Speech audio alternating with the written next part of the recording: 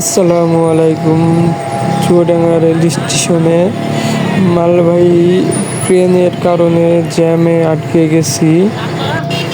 এই মালবাহী ট্রেনটি হচ্ছে তরল পদার্থ পরিবহন করে, যেমন তেল, গ্যাস, মোবিল ও অন্যান্য তরল জিনিস এই গাড়িটার মাধ্যমে পরিবহন করা হয়।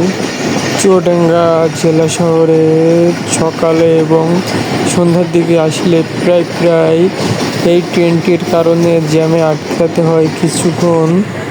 ট্রেন যেতে যেতে ট্রেনের মনোমুগ্ধকর সৌন্দর্য এবং ট্রেনের ঝিকঝিক সাউন্ডে অনেক ভালো লাগে। দাঁড়িয়ে ট্রেনটা দেখতে খুব কাছ থেকে চলন্ত অবস্থায়।